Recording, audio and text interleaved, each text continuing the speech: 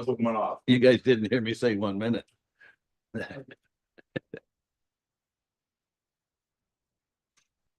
good to hear it again, though. Alrighty, thank you. We'll call the meeting to order. We respectfully acknowledge that the county of Haliburton is located in the Treaty 20 Michi-Segag territory and in the traditional territory of the Michi-Segag and Chippewa nations, collectively known as Williams Treaties First Nation. We acknowledge a shared presence of the indigenous nations throughout this area and recognize the original inhabitants as stewards of this land and waters since time immemorial. Any disclosure of pecuniary interest? Seeing none. Motion to approve the agenda. Councillor Carter, Councillor Shell. That the January 6, 2025 Haliburton County Council agenda be approved. All in favor? It's carried. Thank you. The election of the deputy warden. I think our procedural bylaw, and correct me if I'm wrong, Mr. CAO, that each candidate would certainly be allowed to speak. Yes, that's correct, Warden. And with that, the two candidates, Councillor Carter and Councillor Danielson, and we'll turn to Councillor Carter for any comments he may have.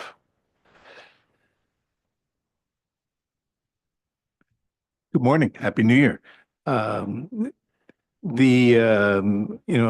Traditionally, we really haven't had a,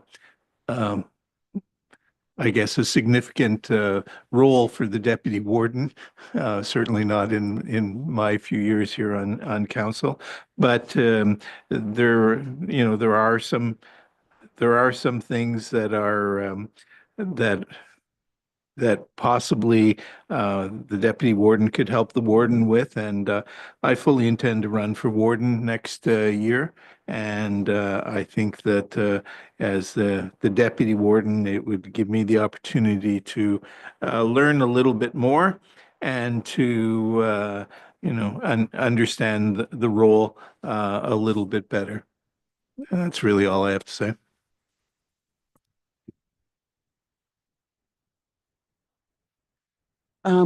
Thank you for the opportunity to speak. I really don't have an awful lot to say. I know that we have, I think we have a description of the role of the deputy warden in our documentation. I work closely with Warden Burton for a number of years now. We stay in very close contact, and as deputy warden, he stayed in close contact with me as the warden. I'd like to continue that working relationship. And the only other thing that I would say is, given the time that I spent as warden for Haliburton County, I think I'm probably uniquely positioned to support him in any way that he would like my support. And that's pretty much all I've got to say on the matter.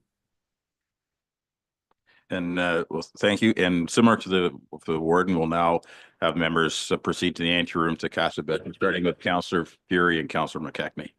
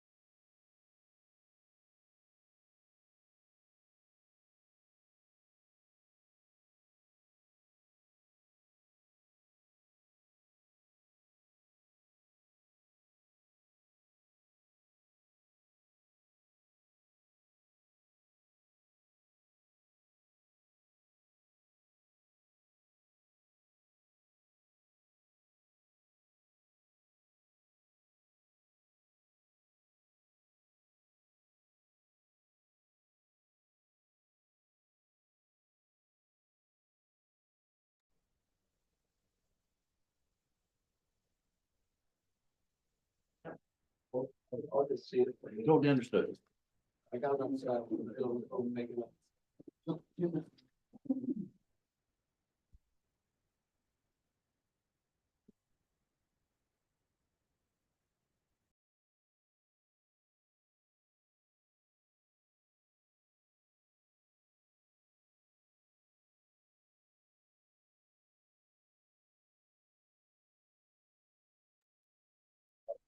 You ready?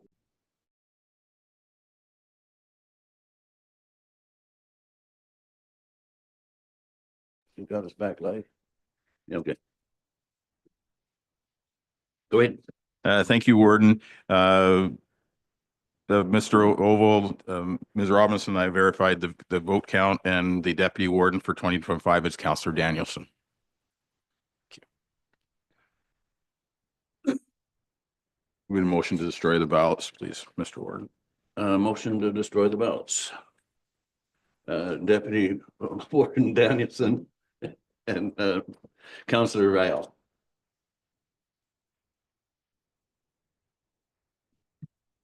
And just the formality of the motion that Haliburton County Council elect Councillor Danielson as deputy warden, Corporation of the County of Haliburton, effective January 8th, 2025. All in favor? It's carried. Now, I suppose, Deputy, do you have the option if you'd like to sit in that chair or if you would like to be off to my right? Give me a different view of things, so I think I'll just stay here next to my deputy. Thank you. Okay. The consent agenda?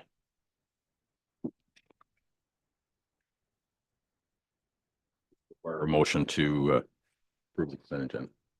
A Mover and motion seconder, sorry. to approve. Councillor Ferry, Councillor McKechnie. That the items listed under the heading of consent agenda for January 8th, 2025 be adopted as presented. All in favor? It's carried. I think we're down to finance, the report number C0R-04-25. Good morning, Warden and Council. The Ministry of Finance provided notice on December 11th that a new industrial property class for aggregate extraction sites will come into effect beginning January 1st of 2025. This property class is comprised of the industrial portion of properties used for aggregate extraction. On a province-wide basis, this will result in a $6 million reduction, $3 million from the municipal tax base and $3 million from the education tax base.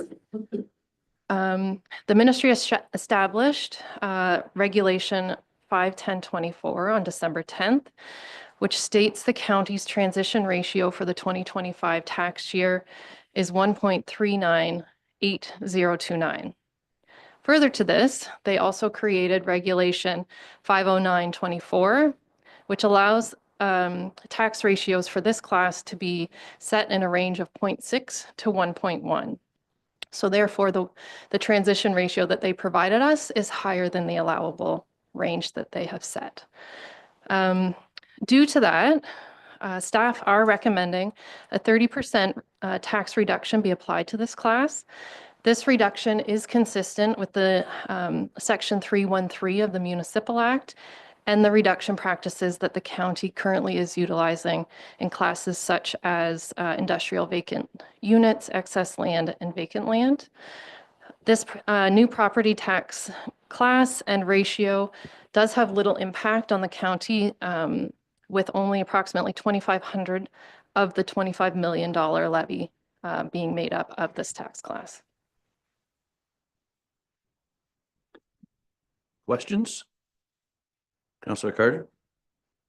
So I know this is a tiny amount of money, but I think that there's a principle involved here. So am I right in saying that the tax ratio could be anywhere between 0.6 and 1.1? Correct.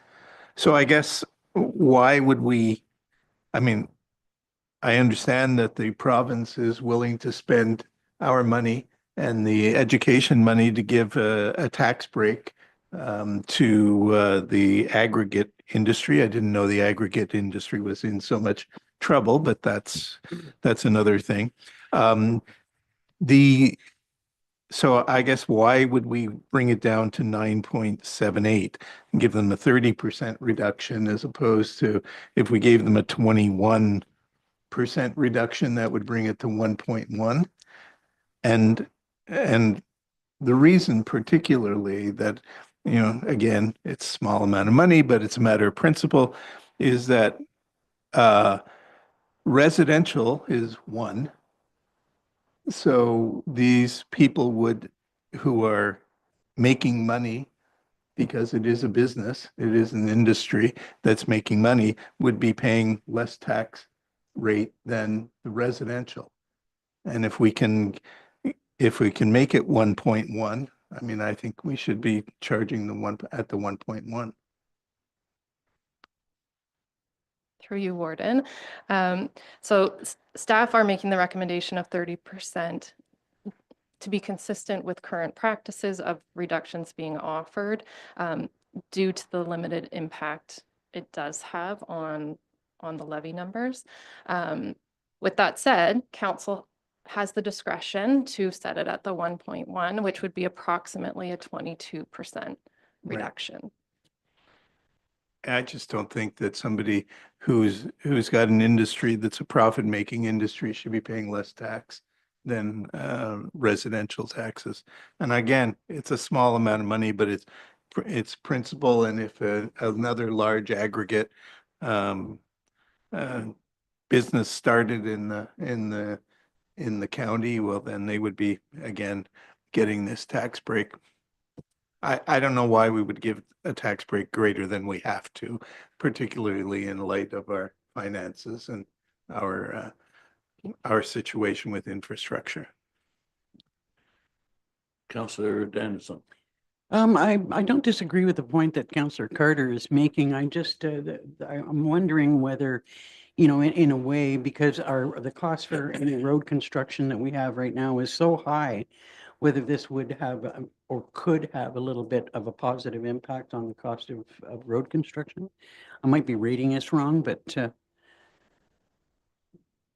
Andrew? I don't know if I can comment on that. Sorry, Councillor Danielson. Yeah, I know it's just kind of a. I don't.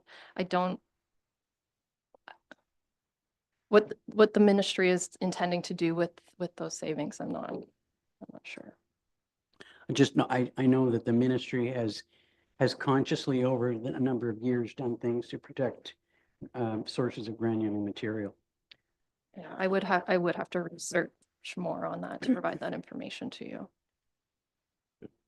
Other questions? Councillor Rao? I think I hear both arguments for that, and I certainly don't disagree with what Councillor Danielson has said, but I also agree with what Councillor Carter has basically said, and I don't think it would make that big a difference. I mean, I hope it wouldn't make a big difference to the amount of cost it would have to us as far as the aggregate that we spend or buy. But I too believe that an empty gravel pit that's making money should pay at least as much or whatever the reasonable differential as to what householders do. So I would be more in favor of agreeing with what Councillor Carter said. Councillor Deo? Yeah, I concur with that as well. Okay. Anyone else? Councillor Ferry? I agree with the 1.1. I think it's not a big amount of money and let's do it. Great. Anyone else? The motion to receive? Thank you.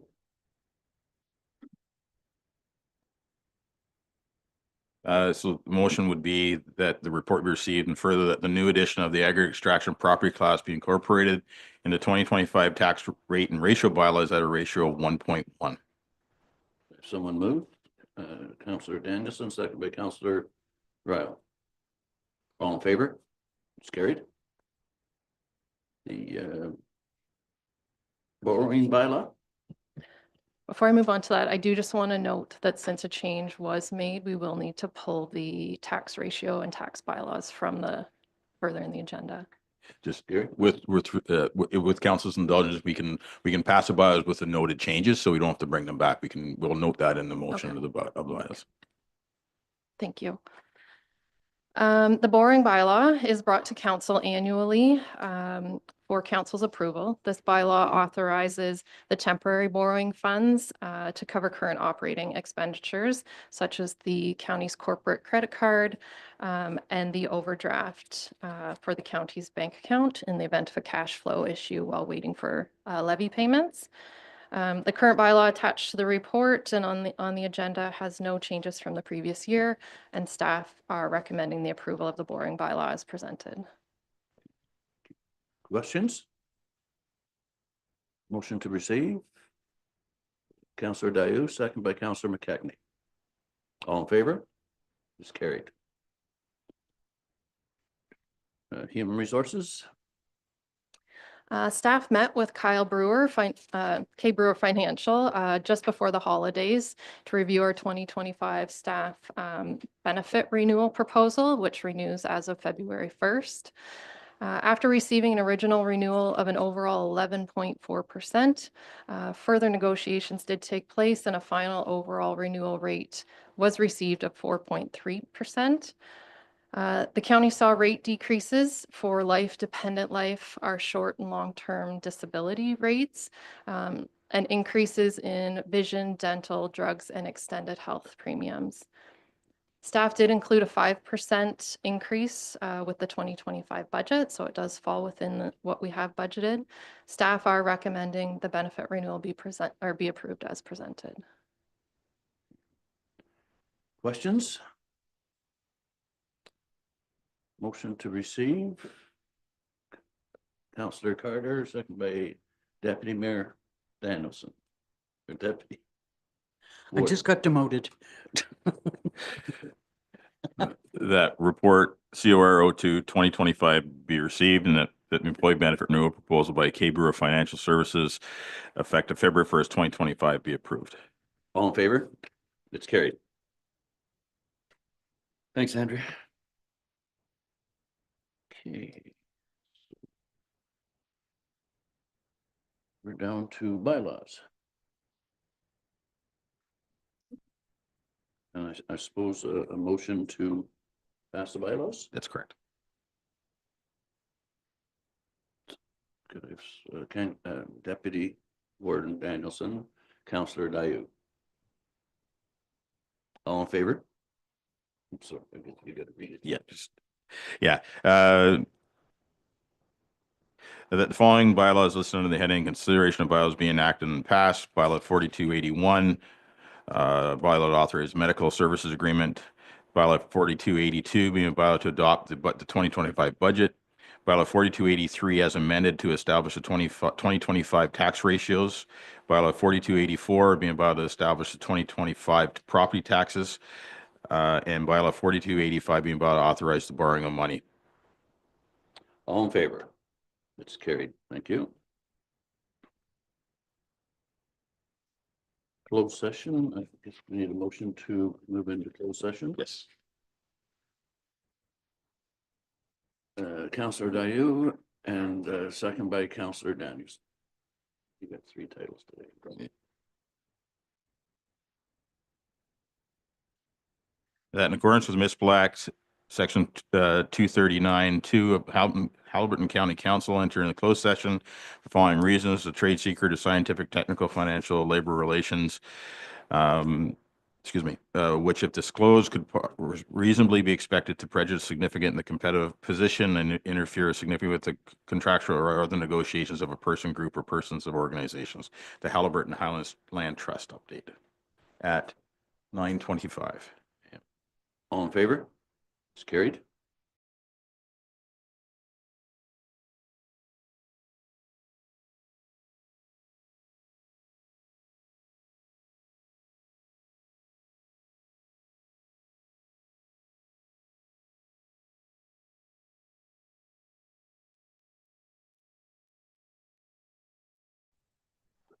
Next week. We're back in open session, confirmation bylaw, motion to McKechnie and Councillor Ferry. That bylaw 4286 being a bylaw to confirm the proceedings of the January 8th, 2025 meeting of council be considered to be read a first, second, and third time. All in favor? It's carried. Adjournment? Motion for adjournment. Councillor McKechnie and Councillor Shell. That the January 8th, 2025 meeting of Haliburton County Council be adjourned at 10 a.m. All in favor?